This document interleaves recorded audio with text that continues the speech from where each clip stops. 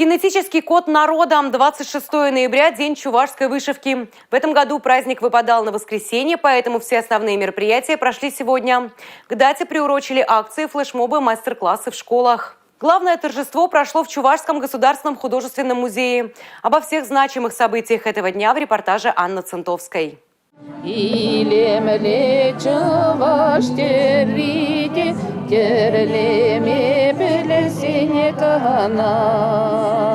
Красива чувашская вышивка, если уметь ее вышивать. Такие слова поют мастерицы и одновременно демонстрируют свои умения. Рукодельницы говорят, что благодаря такому делу они не только развивают свое мышление, но и сохраняют историю народа в узорах на ткани.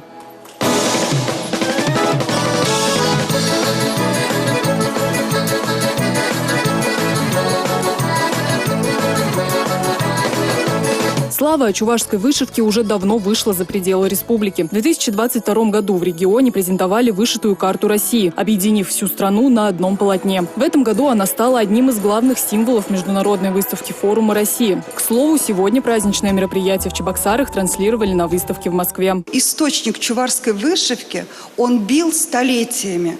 И вот благодаря решению руководства республики мы с вами этот источник вместе облагораживаем. И сегодня этот родник уже мощно бьет не только в Чувашии, но и позволяет нам объединить вокруг Дня чувашской вышивки, вокруг мастеров всю Россию. Праздник чувашской вышивки проходит в регионе 4-й раз. Как отметил Олег Николаев, вполне возможно, что следующий юбилейный и республика отметит в музее вышитой карты России. Уже сегодня нам хотелось бы готовиться, потому что вот только что было сказано, каждый год у нас событие наполняется неким более масштабным, таким значимым событием.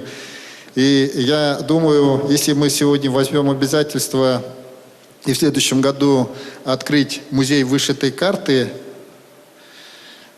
России на Красной площади города Чебоксары, то это, мне кажется, будет правильно. Мы с вами сделаем все, чтобы, прежде всего, сохранять традиции.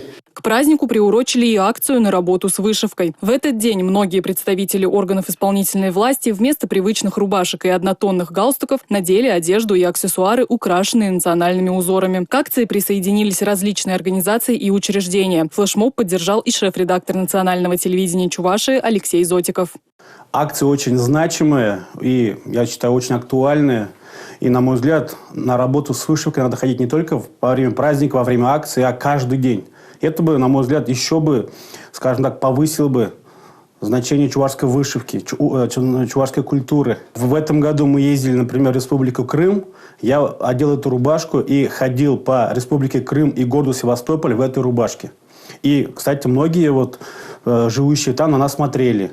В этот день за заслуги в области чувашской культуры и популяризацию уникальной вышивки вручили десятки благодарностей. Подвели и итоги конкурса «Живи узор чувашский». В год счастливого детства мастера украсили вышивкой одежду детсадовцев, школьников и подростков. Всего поступило более 80 работ. Создатели лучших получили заслуженные награды. Анна Центовская, Павел Редков, Юрий Марков, Бахтияр Велиев. Национальное телевидение Чувашии.